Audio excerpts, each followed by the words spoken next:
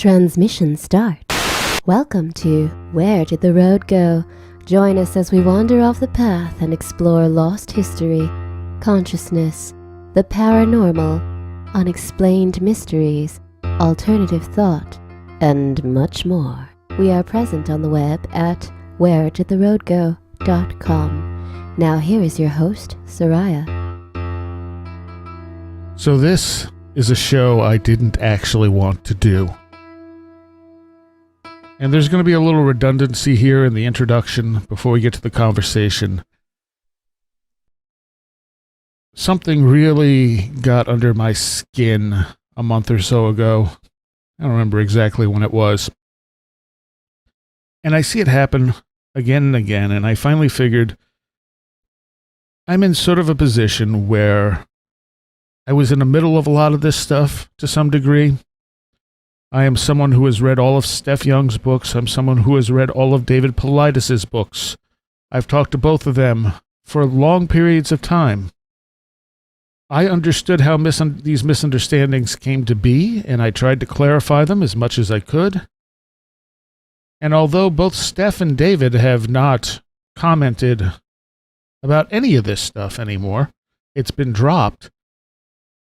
There are still people on the internet, because once something's on the internet, it never really goes away, whether it's true or not or whatever. The stuff just keeps coming up. So I figured I would do this. Originally, it was just going to be a blog post, kind of clearing up everything that actually happened and how the misunderstandings of this stuff came to be. So the thing that got under my skin, well, that was someone on YouTube. And we have some really smart people on YouTube, and they regularly impress me with some of their comments and messages. But of course, it's still YouTube. And on one of Steph's shows, someone had stated that something akin to they could no longer support Steph YounG or Where Did the Road Go after finding out what Steph did to David. I responded very simply with, Steph never did anything to David. You don't know the whole story. So this guy wrote David. And the message I got from David was that he had been told that I was going to do a scathing expose of a podcast exposing all of David's secrets. I kid you not. This from You Don't Know the Whole Story. Well, here's the whole story. In the next 45 minutes, hour, whatever it is, Joshua and I are going to cover the whole story. There's also a blog post that is linked, so you can get to some of the links so you can verify these facts yourself. These are verifiable facts. It's very simple to do. There's no bad guy in this story. There's no bad girl in this story. It was simply a matter of the way things looked from different perspectives. And it's perfectly understandable. And it has been, as I said, as far as I know, it has been dropped. But it does pop up now and again on the internet. So this is not a podcast to expose anyone's secrets. I'm sorry. If you're looking for drama, you need to look elsewhere, because hopefully this clears out all that drama. And then it can just be left in the past. I know it's not going to work that way. I realize that. But this is the best thing I can do, I think, to clarify some of these issues. There are three main points that we're going to go over here. The first one was the allegations that Steph was copying David. And as David said to me, that this was something people were telling him.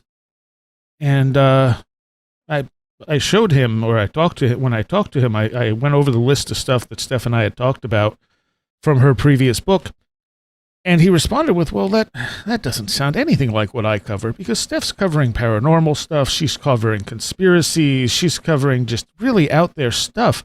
She's a collector of stories. She does do research, but sometimes they're anecdotal stories of, from people she's talked to, or they have contacted her with a story. There's first chapter of one of her books goes on to this whole alternate dimension story, which is really fascinating. I don't know if it's true or not. I tend to be a little skeptical of it, but it was nonetheless quite interesting, and nothing at all like something David Paulides would write about. David was is very clear on what he writes about, and it's very specific. It's not just missing people. So that was the first issue. It was people telling David she was copying him. And David honestly didn't understand, if she wasn't copying him, why people were telling him this. And that's a great question. It really is.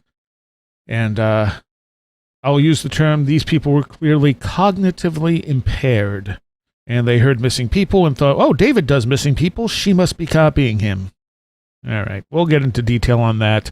The second thing was the release of her book, Dead in the Water, which deals with drowning deaths. At this point, it did look like she was sort of, as David put it, riding his coattails. I mean, he had released A Sobering Coincidence months earlier, and then she released this. What David did not know, and had no reason to know because he has not read Steph's books, is that Steph had been writing about these cases long before he published his book. Not only that, but on this very show, months before he put out A Sobering Coincidence, she said she was releasing a book on all these cases. It happens. I mean, stuff overlaps. There are already books out on these cases. They were called the Smiley Face Killers. This was not stuff no one else had covered. It's not like David discovered it and no one else could write about it. It doesn't work like that. But David understandably was upset. It looked like she had just suddenly jumped on this bandwagon and was riding his coattails, and because he didn't know. He had no reason to know. And the third thing was an incident with the Facebook forum, which, if it wasn't for the first two things, wouldn't even have mattered. In the end, after they exchanged sort of a heated email exchange, she removed herself from the forum.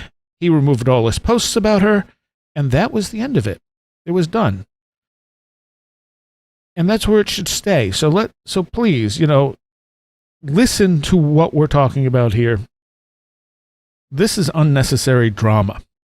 The focus should be on cases. The focus should be on what David has discovered. The quieting of these cases from the national parks, where they don't keep track of them. Why is that? Is it just publicity, or is it something else? David has done a lot of really important work here, tracing some of these cases. Steph is more like someone who collects folklore, but she's also dealt in depth with these drowning cases and stuff, and has very different conclusions than David does. And that's deeply disturbing on either interpretation. So, all right, reluctantly, here is Joshua Cutchin helping me out with this podcast, detailing all of this stuff. And like I said, you can check the blog that will be linked to this for links to all kinds of different stuff related to this. If you find that I have a fact wrong, let me emphasize fact, please correct me. If it's just that you don't feel you like something in here, well, that's your problem. But if there's a fact I got wrong, please correct me on it, and I will update things. All right, this is a different sort of episode of Where Did the Road Go? I'm joined by Joshua Cutchin. Hello, Josh. Hi, Soraya. How's it going? And this is a show I didn't really want to do, but this subject keeps coming up repeatedly, and I figured, let's get all the information out there, get the facts out there, and then people can do with it what they want. They can double check the facts. They can make up their own minds once they have all the information. And this revolves around I'm not even sure what you would want to call it, the disagreements between Steph YounG and David Paulides. I don't even know how to phrase it better than that. I think it's probably the most concise way to do it. So for people who don't know who David Paulides is, David originally was a Bigfoot researcher and started a series of books called Missing 411. And they have become very, very popular. I know I was pretty blown away the first time I heard him on Coast to Coast. He has something really interesting there. And he's done, let's see, how many books now? 5, 6? That sounds at least. That sounds about right. 6, and they just released the movie recently. Yeah, which I haven't seen yet, and I do want to see. So David started publishing his Missing 411 books back in 2012, and published the first two, Eastern and Western, right away. We had him on the show, I want to say in the first year, 2013. It was one of the few 2-hour shows I did with him. I didn't do a lot of 2-hour shows, period. And I think the only other 2-hour one I had done up to that point was with Robert Schock. But there was so much interesting stuff in what David had discovered. Now, mind you, here's one of the things that caused some of these issues is that there are a lot of people who seem to think that David discovered the subject of missing people. And, right. I mean, if you look back, I mean, you'll find old Fate magazine articles from like the 60s sort of discussing certain trends in cluster areas. Oh, yeah. Yeah. And there's like, whatchamacallit, Strange Disappearances from Brad Steiger that talks about a lot of the stuff that both Steph and David Paulides talk about. And, I mean, people have been writing about missing people for a very long time. And David has definitely popped it into more of a pop culture sort of view. A lot more people are aware of some of these weird disappearances that weren't before. But, like, for instance, a lot of the cases in David's books can be found on the Missing Persons of America website or the Charlie Project website, both which predate David's books by at least, Missing Persons of America by at least a year, and the Charlie Project dates back to 2004. David's not going out and finding brand new cases that no one's ever heard of. He does in some cases, but there's enough of them out there that other people, especially the older ones, other people have written about them before. Obviously, Dennis Martin has been written about extensively before. What David did that was different is he actually went and talked to the dad, and no one had done that. Yeah, and I think what he did was he definitely like shone a light on the, I don't want to say the cover up, but like the aspects of it that did seem to be a little bit more conspiratorial, which I think has some legs. Yes. Oh, so do I. I think if nothing else, the National Park Service does not want people to realize how many people go missing every year. Yeah, and that's something that nobody had touched on before. No. And apparently that's how he got into it. He said a couple of park rangers that came and talked to him while he was researching Bigfoot stuff. Right. And they said, look, there's strange disappearances and no one wants to talk about them. They're just kind of lost in the, all the paperwork and so on and so forth. So not only that, though, he also started working out these patterns. These, people are found in locations that have been previously searched numerous times. It's oftentimes the last in line or the first in line that disappears. Berry picking is a common thing. People disappear often while berry picking. There's all these things like the lack of clothes, lack of, when they are found, they don't have a memory of where they've been. They're found face down. Bow hunters disappear more often. Yeah, there are a bunch of different rubrics that he outlined. And so that is what David has brought to this game, and it's a very important piece of this puzzle. Whether all of those pieces actually end up meaning something or not, who knows? We may never totally know, but that is what David has brought in. And when David looks at cases, David will look at very specific types of cases that fit these criteria. There are certain criteria he's looking for. Now, Steph YounG started publishing books. Let's see. I want to say 2014. I think she had published before that, actually. 2012, she started writing books. Okay. And she was writing on angels and near-death experiences and stuff like that. Well, she, partially inspired by David, as well as other people, she started looking at some of these darker stories. And she started writing some of these books that were talking about weird disappearances in the woods and, all this dark stuff that was happening. But unlike David, she wasn't looking for patterns. She was just collecting stories, and not all of them have to do in the woods. You pick up one of her books, it goes all over the place. That was just kind of a thematic sort of thing. She also started publishing under the name Steph YounG, or Stephen YounG, I'm sorry. Right. Because she didn't think anyone was going to take her seriously as a woman.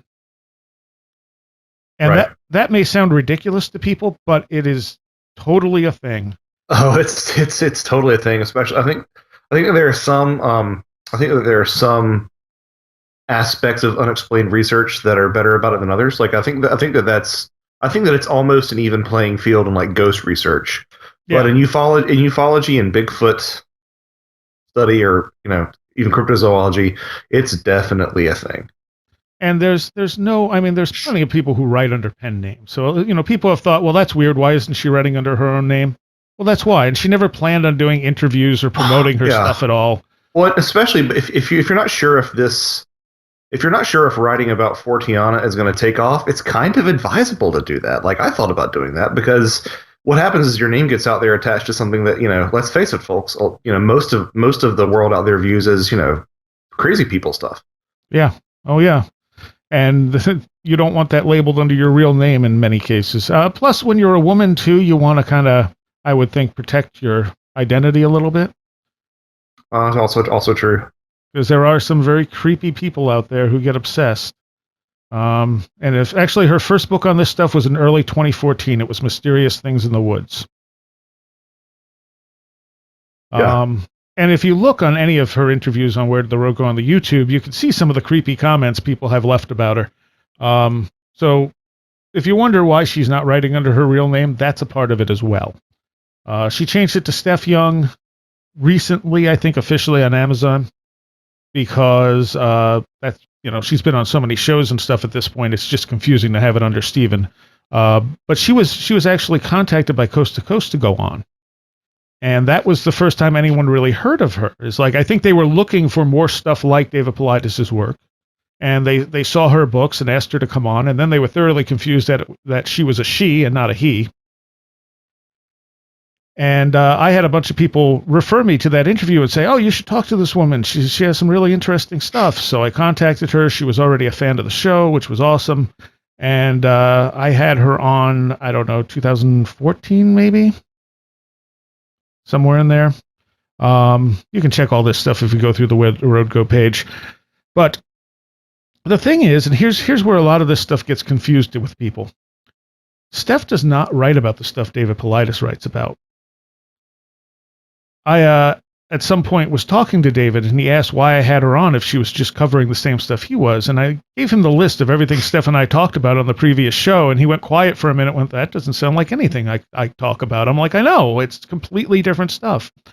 I think people, and I know this actually, that there are a lot of people out there who think David just covers missing people. Whereas in reality, David is covering missing people primarily in and around national parks that fit a specific criteria. With Steph, she covers dark-eyed kid or black-eyed children. She covers UFOs. She covers anything she feels like covering: time travel, conspiracies, alternate realities. All this type of stuff gets thrown into her books. It's nothing like what David Paulides does. It's actually more like what Brad Steiger used to do, where he would write short books on just kind of grab a subject and throw a bunch of stuff he researched onto it and then move on to another book. And I would argue that both serve very important functions. Absolutely. That doing this in a very level-headed, sober-minded way is extremely important, especially for the legitimacy of it. And at the same time, I think that the fact that Steph is fine with speculating is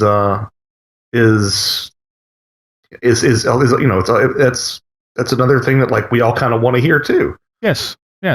And David specifically does not speculate.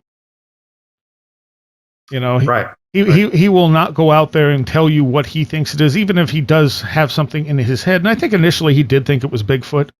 And I can understand that, especially after my last show with Timothy Renner on his Bigfoot book. I can see some of the very distinct similarities between Bigfoot encounters and some of these missing 411 cases. Some of the books, the encounters in his book could be in the missing 411 books. So Right. I could totally understand David coming from that perspective to begin with, thinking maybe it was Bigfoot. But I think at a certain point he realized the Bigfoot explanation wasn't holding water. These were too strange in some cases.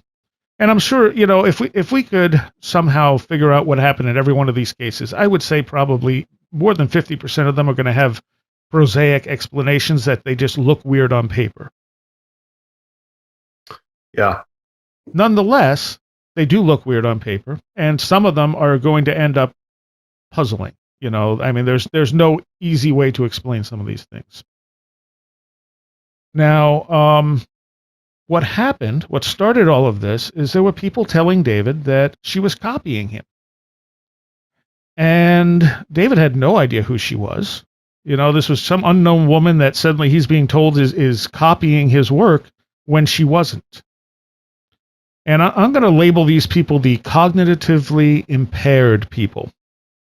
These are the same people when I have David on and we go on and on at the beginning of the show about how you shouldn't buy his books on Amazon. And the first comment they leave is, "Oh, they're too expensive on Amazon. I can't buy these." Yeah. And I don't know what sort of a person gets to that point and goes, "Oh, well, I guess I'm going to stop looking. They're too expensive." Like, keep on looking. It doesn't occur to you that maybe there might be somewhere else. Not only that, either you weren't paying attention to the interview, or B, you didn't even listen to the interview and you just left a comment. Yeah, I think he maybe says it on every single interview that I've heard that comes up. And I've made a big point of it because they are so expensive on Amazon. I mean, I think he should put them on Amazon. I think he should put them out as ebooks and whatever format, because I'm the type of person that believes the more formats things are available in, the better. But it's his work. He can do what he wants. If he doesn't want to put it on Amazon, he doesn't have to put it on Amazon. But the problem with that is that other people are going to put it on Amazon and they're going to charge more for it. Yeah. He's tried, and he can't. I don't think he can take them down, but he tries to kind of, check when people order like a bunch of books. He'll be like, "Why are you ordering a bunch of books?" And things like that, which can also go wrong in certain situations. So let's see. So they were both writing about this stuff. She came into his radar, and then I had that conversation with him because people were pointing him to the interview she did on my show, and I went down the stuff that Steph and I had talked about, and he realized that's not even remotely the type of stuff he's covering. And I think at that point he kind of dropped it. I think it was in the back of his head, as it would be, because I don't think ever looked at her books or listened to her interviews. I think he just didn't have the time for it and didn't care. It was just kind of a minor little, thorn in his side, like, who is this woman and why do people keep telling me she's copying me? And then he released, in July of 2015, Missing 411, A Sobering Coincidence. And basically, this is looking at urban disappearances, particularly the ones that have previously been named the Smiley Face Killers. Now, there have been a number of books written about the Smiley Face Killers. What David did with his book is try to compare it to these wilderness disappearances. Right. And he makes a good case, but all in all, I don't think they're connected. I think you're looking at two different phenomena. I think the urban disappearances are probably people doing it. That's a little bit. That's exactly what I was going to say. Is that they don't have that. I mean, they do have. I don't want to say that they don't have that sort of high strange quality, but it's high less strange, I guess, is a better way to put it. And like there are cases like Elisa Lam where there was a lot of misinformation out there. And it looks less, I mean, it's still a weird case. It's, no matter what happened, it's a weird case, but it's less weird when you've, as more information comes out, it looks less and less weird. I mean, I don't know. So it's like that looks, the way David presents it in the book makes it look almost supernatural. Now it doesn't so much look supernatural. It looks like something bad happened to this girl, and it wasn't necessarily of a supernatural character. Right. I mean, I did a whole show with John Lorden about that, and again, though, it's a matter of how much information you can get about any one of these things. So that was in July of 2015. In March of 2016, Steph published a book called Dead in the Water: Forever Awake, Investigating the Smiley Face Killers.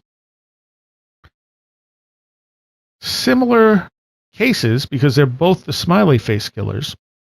And of course, people started writing David and saying, "Look, she's copying you. You put out the book, and then she put out the book." And David got upset, as he, which is totally reasonable. The problem is, Steph was writing about all these cases in previous books. And when she was on my show in 2015, she said, "I'm actually going to write a book collecting all these dead in the water cases in one place." So from David's perspective, she had written a book just like he did and put it out after him. But when you actually look at all the information, you find that she had been writing about all these cases previously in previous books.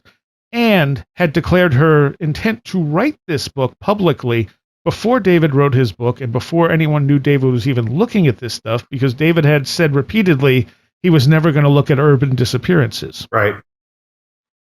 So from David's viewpoint, David put up a timeline of when he released his books and when she released her books to prove that he had published, the stuff before her, not realizing that these cases took up a chapter in every one of those previous books that were out before his book, which was the Sobering Coincidence book.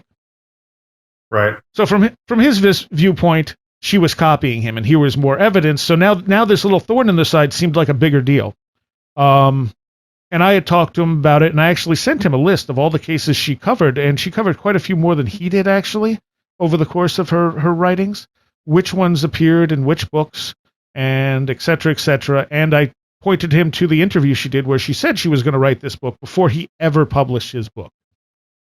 So this is point of view type of misunderstanding here. It's totally understandable why he would think she was copying him. But when you look at the actual facts, she was writing about the stuff first, and she said she was writing the book long before he put his book out. Right. And, to another point, even if 49% of the cases were the same, I mean, the only way that progress is made in any field is by building off of existing literature. I mean that in the sciences. I mean that in Forteana. I mean that in anything where there's sort of an expected progression. You reference other people's work. And as long as she referenced his work, even if there was some sort of time frame discrepancy, as long as she was referencing his work, and she's writing about something completely different, if she's speculating on what happened as opposed to just presenting the facts as he did, then it's sort of a non-issue. I mean, if you were to separate, if you were to take one of my books and to take out all the stuff that was referencing other people's work, you'd wind up with like 20 pages because that's just the way this works, folks. Yeah, and it's, I think most people understand that. And in the case of these two books, both of them were referring to earlier works written about the smiley face killers. So Steph wasn't referencing any of David's work. She was referencing the same stuff that David was using as reference for his book. Right. The difference is she was also including cases like I think it was called the Manchester Pusher, where someone suspected someone was pushing these kids into the canals in Manchester in England. That stuff's not in David's books. David actually wrote me about it afterwards saying, "Oh, I found this, which is very similar to what's going on in the US." But of course, Steph being in the UK, that was more prominent for her. Right. So it wasn't a matter of either one of them copying each other. It was just the way the stuff worked out. But again, if David already has in the back of his mind, she's copying me, and then she puts this book out after he puts his book out, it definitely strengthens that point of view, even if the point of view is not correct. Excellent point. Took the words out of my mouth. At this point, again, I sent him the list of where she wrote about all this stuff to show him, to prove to him, look, you can go check. And I don't think he really did. I suspect he believed me when I sent him the list, but it still bugged him. And, David's pretty focused on his work. David doesn't seem to be someone who goes through a lot of other people's stuff. I think he's very focused on what he's doing. Right. And I imagine this takes up an enormous amount of time. So again, he probably didn't feel like it was worth his trouble to go buy her books, read through them. And I don't know how tech savvy David is. The fact that he doesn't put out his stuff as ebooks suggests to me also that he probably doesn't read them very often. It does. I also have some friends who have expressed some security concerns over ebooks, so that might factor into it as well, which, I understand. I mean, as Prince dying anyway, so it makes me kind of sad when I don't see, I kind of am sympathetic to that. But yes, that could be a possibility. Yeah. So, it's like, is she hurting me? No. It's annoying me? Yes. I'm not going to go read through her books to find this, to see what's actually going on. And it just kind of dropped at that point. And the thing that really upset him and brought a lot of this stuff into more of a public notice prior to this is there was a missing 411 group on Facebook. Now, initially, David was an admin of that group and had given them the blessing to use the missing 411 name. And the stories differ greatly as to exactly what happened. David's version is that he was correcting people on the missing 411 information in the group, and someone got upset about it and removed him as admin and kicked him out of the group. I've heard different things from people who were in the group saying that he was being rude to people and so on and so forth. I don't know what's true. I didn't see any of this. I have no idea what happened. All I can say for sure is that David was kicked out of the group that bared the missing 411 name. So after they did this, one of the admins approached Steph and asked Steph if she wanted to become a part of this group and that they were going to change the name.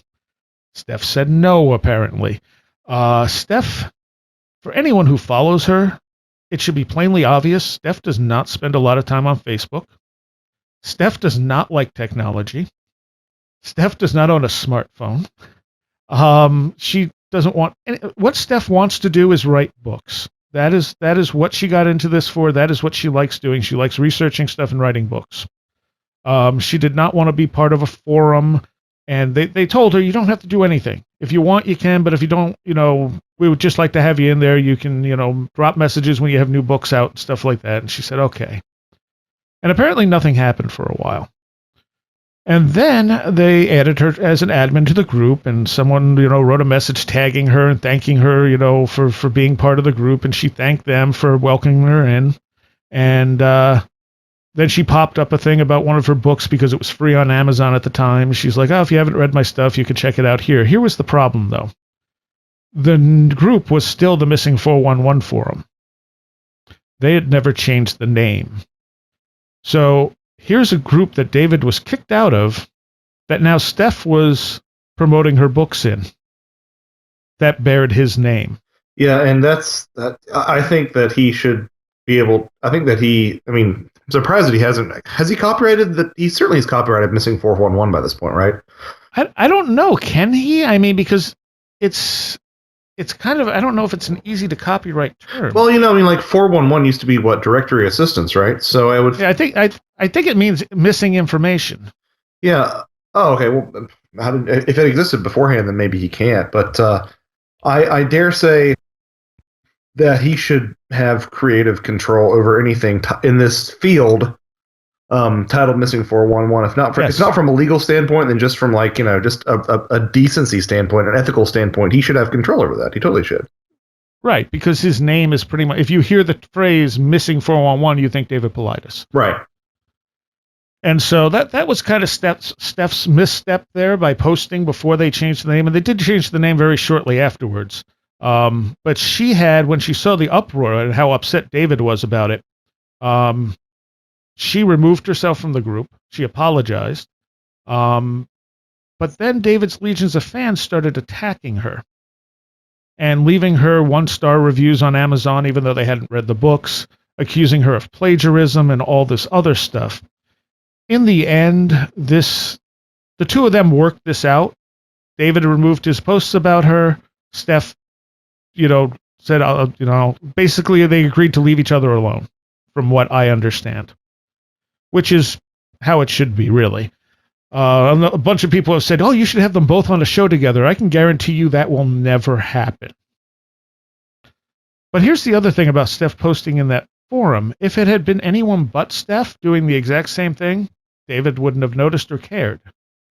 The only reason David cared or noticed is because here was Steph YounG popping up again. Even though the things that, had gotten under his skin before turned out not to be legit, now she was posting in a Missing 411 forum.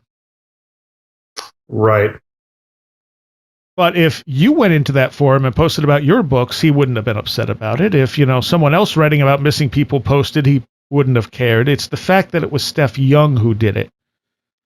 Which, I actually, I totally understand. I think I don't think there was any malice on anyone's part. It was just sort of the way that things came together. But yeah, I totally get why that would be, that would put a bee in your bonnet, so to speak.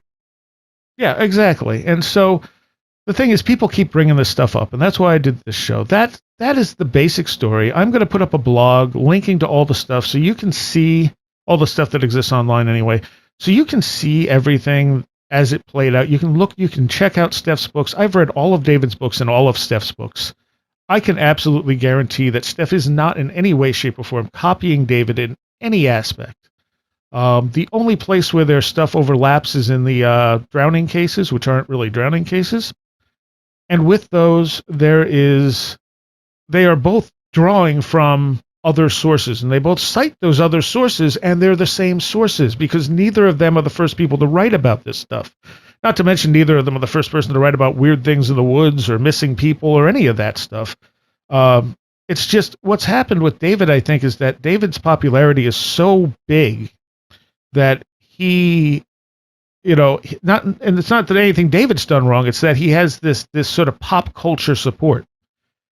And so that he gets propped up as being the person who came up with all this stuff. And whereas, yes, as we said, he came up with certain things, a lot of people don't seem to understand that's the case. They actually seem to think he's like the first person to write about missing people. Right.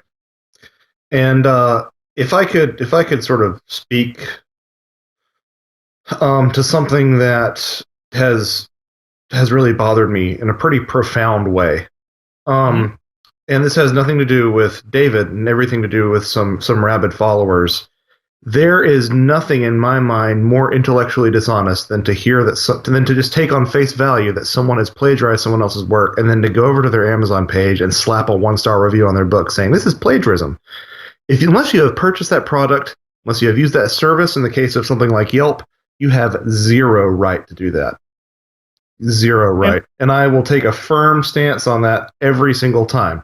Not David's problem. It's the problem of some people who have heard these things and who have made assumptions and have gone over and basically impacted someone else's livelihood without actually having purchased the product. That is the height of dishonesty, and I will never, ever, ever stand for that. Nor will I stand for accusations of plagiarism when there's no actual foundation for it, because that is an extremely serious accusation for anyone who is a writer to face. Yes. Yeah.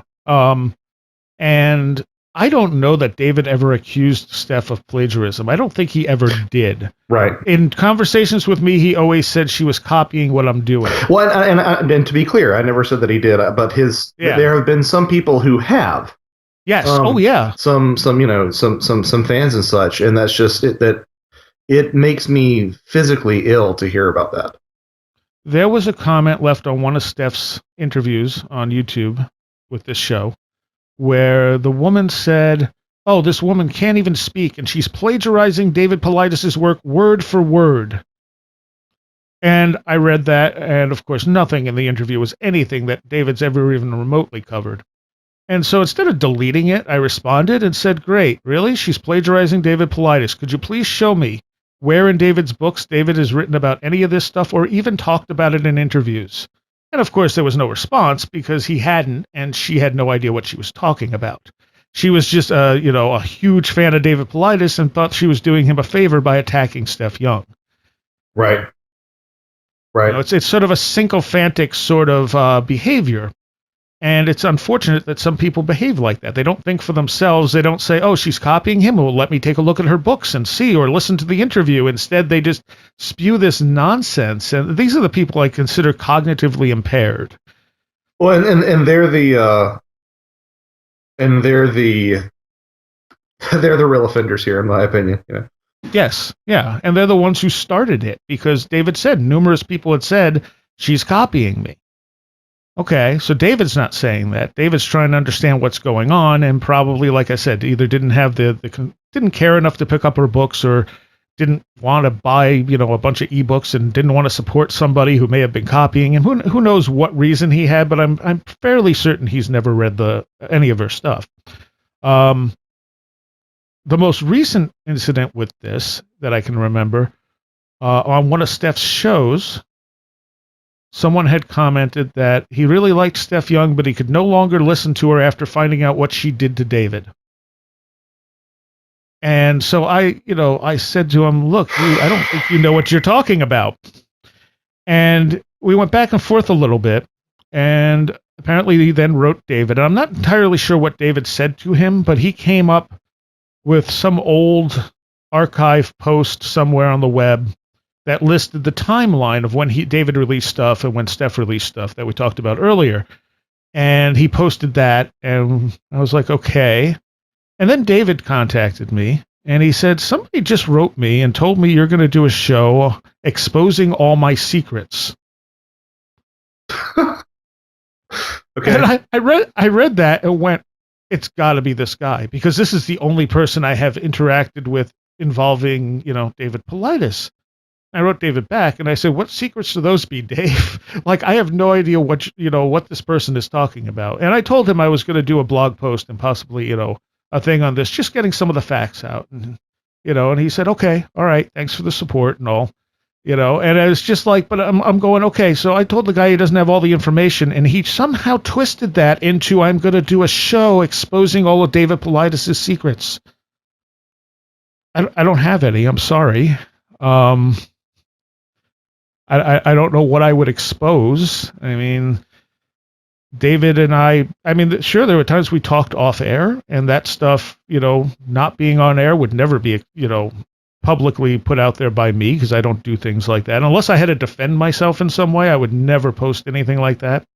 But there's really nothing where, I could say, oh, David did all these horrible things. No, there's nothing. There's absolutely nothing I have. All I meant by you don't know the full story is that things didn't happen the way some people out there in the internet think things happened. Right. This came down to a misunderstanding. It definitely it's understandable why it looked the way it did to David. Yeah. But it wasn't the case. Well, it's sort of the fake news problem writ large, People hear something and they run with it as opposed to actually doing the legwork themselves. Well, not only that, but whoever's the most popular gets the credit.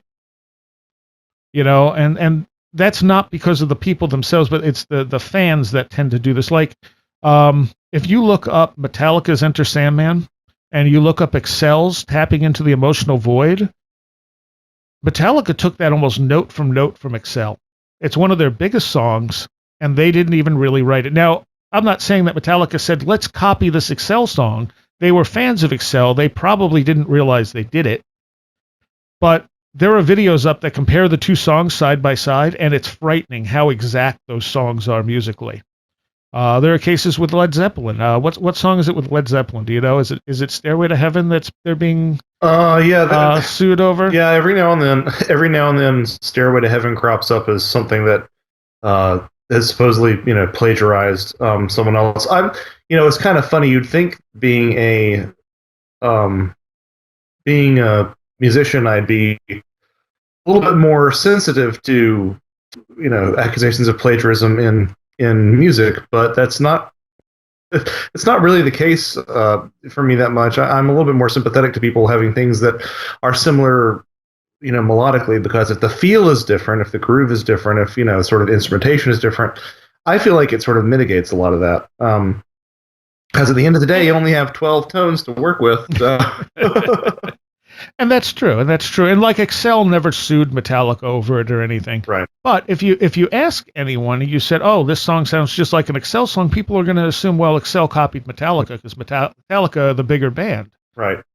I mean, I don't think that the best ideas are generated in a vacuum. And I don't think that the best ideas, I think that sort of like the emergence of agriculture all across the planet, thousands and thousands of years ago. It kind of all happened at once. It was agriculture time. Right. Or it was information passed down. Right. to get off track. It's not complete unless we try to find where the road went. So that's basically the story. And I know, like, recently David had posted, we had Thomas Spriggs on, who is using David's work, and he's using it properly. He cites it, he uses it under fair use to kind of expand on what David did and look for other patterns based on David's work. Now, that is not plagiarism. That is exactly how you're supposed to do this type of stuff. And David had not, again, I don't think David had looked into it. Someone said something to him and he posted to his page, is this guy plagiarizing me? Now, he didn't say, hey, this guy's plagiarizing me. He asked people if they had read the book and if he was, plagiarizing his work. And it immediately generated 1-star reviews for Thomas Spriggs. Yeah. Yeah, that was another one that sort of that bothered me. Yeah, and that wasn't because David told them to do that or anything of that sort. No. It's people taking it upon themselves, to come to the rescue of their hero, which is not necessarily what he ever asked to be in the first place. Right. There was a point where, talking off the air with David, he had asked me who the most famous person I ever interviewed was, and I had to think about it. I'm like, I don't know, and I thought about it, and I said, probably you, because his stuff is so big at this point, and I don't think he even necessarily realizes how big it is, right, in comparison to so much other stuff out there. And he just kind of laughed. He's like, no, seriously. And I'm like, no, I think you might be it. I mean, short of that, maybe John Anthony West or Robert Schoch or someone like that. But David's popularity is through the roof. And that, of course, also with the plenty of intelligent people who are following this, also brings in a lot of, as I've called them, comprehension impaired people. David has said he gets tons of missing cases reports that have nothing to do with what he's doing. People will just send him every missing person report, and he's like, oh, well, that's not really what I'm doing. So he just kind of, it's just more stuff for him to go through, in a sense. Right. It's not necessarily helpful if people don't understand the patterns that he's looking into. And like I said, Thomas Spriggs is doing what anyone should do with this type of stuff. He took, that as a baseline, his work is David's work as a baseline. He credited it appropriately. He didn't quote it extensively. And he started saying, look, there are these patterns that pop up in these clusters that no one has looked at yet. And he added a bunch of cases of his own. I mean, his book is not so much a book on missing people as it is analyzing these clusters and the way the patterns play out. Mm-hmm. So yeah, there was something else I wanted to mention. Oh yeah, and David Paulides' latest book on hunters, the last chapter he has on there is about a bow hunter who sees something moving through the woods, and I forget her name, but she sees something moving through the woods beneath her that looks almost like the Predator, where it's like it's some kind of cloaking device. Or like a heat shimmer sort of appearance, yeah. Yeah, and she had never even seen the movie Predator, apparently. He kind of throws that out there in his latest book as a, look at this story. Steph YounG wrote about that story in one of her first books. And the problem here is that Steph said to me, I don't know if I can talk about this story anymore now that David's written about it, because everyone's going to think I'm copying him. Mm-hmm. And that's where the popularity problem comes in. People are familiar with David. They're not as familiar with Steph. And so they don't know that she came across that story first. David's not copying her in any way. But when you look at it, you could almost make more, like if you had to make a legal argument that one copied the other, there's more evidence that David's copying Steph than the other way around. Yeah, and that's not the case, No, it is definitely not the case. Let me be very clear about that. He is not copying Steph in any way. It's just that Steph has come across these stories before David has and written about them first. And David has come across them independently and also written about them, because that happens. I mean, yeah. Look at Roswell. If Stanton Friedman said nobody else can write about Roswell now that I put my book out, how would that have gone? Doesn't work like that, And Stan is probably one of the most informed people about Roswell, and he's probably your go-to person if you want to learn about Roswell. Just like with with Peter Robbins and Rendlesham, if you want to learn about Rendlesham, you talk to Peter. And if you want to know about missing people, from like probably the most authoritative source, you talk to David. But that doesn't mean that there haven't been people who have written books about Area 51, or rather Roswell, or Rendlesham, or missing people that don't have something very valid and very worthwhile to add to the conversation, or a very different perspective. Mm-hmm. There was something else I was going to say right here, and I've lost it. What was it, Josh? I have no idea. I wasn't in your brain, buddy. Are you sure? Yeah. All right. Well, I mean that is the basic idea of what I wanted to get out. Like I said, I didn't really want to do this show. I kind of wanted to let it die, but it's very obvious it's not going to die. It keeps popping up, and it keeps popping up on my damn YouTube, especially. Oh yeah. So, for people who don't know the full story, now you do. This was not a matter of Steph doing anything to David. Steph did not copy David. She did not plagiarize David. If you don't believe me, accompanying this will be a link to a blog that has all the books, where this stuff was printed, the interview where Steph, proclaims that she was writing this book, the links to the sites that covered some of the cases David covers in his first books that covered them before he did. I mean, I feel like it's ridiculous that some people need to be told that not only one person can write about missing people. Yeah, it is a bit mind-boggling. It's like how many diet books can there be? How can you write about losing weight? This other person's written about losing weight. And I had said to David at some point, I said, if I ever felt that Steph was plagiarizing you, I would never have her on the show again. And David said to me, he's like, I wouldn't want you to do that. And I said, no, if I felt that she was actually copying you in any way, I would not have her back. I'm like, it's not the case. And the other thing too is that David's reached this level of popularity because he is so well spoken. He is so charismatic. He's just incredibly pleasant to listen to. His stuff is very well thought out. He prepares for his interviews. He doesn't do wild speculation. And that reward is that he has become a very popular person in these fields. Mm-hmm. Yeah. And I'm eager to see how many people make it halfway through this show or don't listen to it and go ahead and comment on YouTube. Yes. We'll see. How many cognitively impaired people just totally take what we said out of context? So the basic sum up again: Steph YounG never copied David Paulides. David had every reason to think she was, based on what people were telling him. But there is evidence to the contrary. David was mistaken from an understandable viewpoint. And the only misstep Steph had was posting in the Missing 411 forum before they changed their name. She admitted that misstep and removed herself from the group and apologized. So, if it had been anyone else, as I said, it wouldn't even have mattered that happened. It was the fact that it was Steph YounG based on stuff that wasn't actually a thing. Right. And now she's not part of the group. The group has changed the name. They have both, David has removed all the stuff on his page about her. She's leaving him alone, and it would be really awesome if everyone else would just drop it too. I know, I know it's the internet. I know it's the internet, and people love drama, but there's no drama here. There's no secrets. There's nothing to expose. It's as simple as that. Two people are writing about very different stuff. Yes, they crossed a little bit in one section and then went different ways afterwards.